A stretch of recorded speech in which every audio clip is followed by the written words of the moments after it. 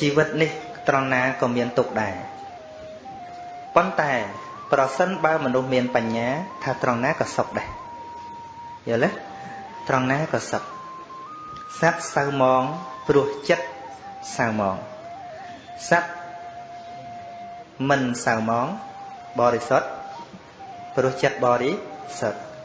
មនុស្សយើងកាលណាបើមានបញ្ហាចេះតែបន្ទោសឲ្យអ្នកដល់តែខ្លួនឯងត្រូវរហូត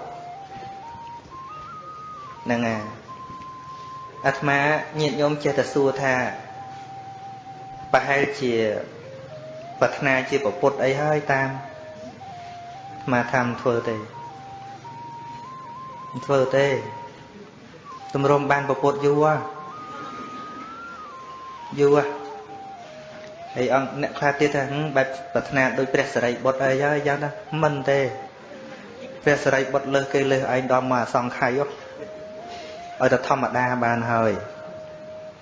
ប៉ុន្តែអាត្មាពេញចិត្តមួយញាតិញោមពេញចិត្តអីមិនដឹងទេពេញចិត្តព្រះពុទ្ធដែលអាត្មាពេញចិត្តហ្នឹងមិនមែនពេញចិត្តតំណែងលោកទេពេញចិត្តរឿងអាលោកជេរគេអត់ខឹងគេជេរលោកអត់ខឹងណាស្រឡាញ់អត់តំណង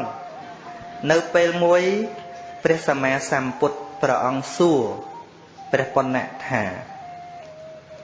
ណែពុទ្ធឮថាសនាបរន្តជនបទហ្នឹងមនុស្សមាត់អាក្រក់ណាស់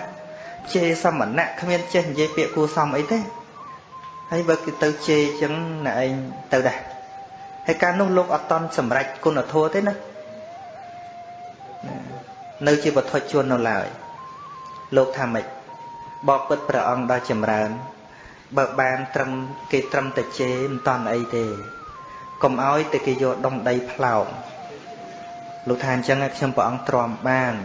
ព្រោះគេមិនតន់យកដុំដីមកក្រវែង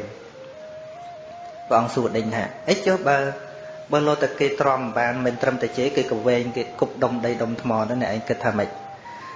នឹងកិច្ចជាទៅរួចខ្លះកុំឲ្យគេយកដំបងយកមកវាយហើយព្រះអង្គថាចុះលោកតែគេយកដំបងមកវាយទៀតណែទៅដែរដំបងវាយវាមិនតន់អីកុំឲ្យតែគេយកសត្រូវយកមកកាត់ផ្ដាច់ជីវិតតែម្ដងព្រោះគេនៅល្អខ្លះដែរហើយចុះបើលោកតែគេទ្រាំបានគេយកសត្រូវមកកាត់ផ្ដាច់ជីវិតរបស់អ្នកនៅតែឬបានលោកឆ្លើយថាបបិទ្ធព្រះអង្គដ៏ចម្រើនព្រះអរិយបុគ្គលទាំងឡាយដែលលោកសិក្សាទៅឃើញអំពីខណ្ឌបញ្ញកៈនេះលោកនឿយណាយណាស់សឹងតែថាប្រៀបដូចជាកំឡោះក្រមុំស្រឡាញ់ខ្លួនហើយគេយកសាកសពឆ្កែស្អុយទៅចងនៅកកខ្ពើមយ៉ាងម៉េចចង់ដោះ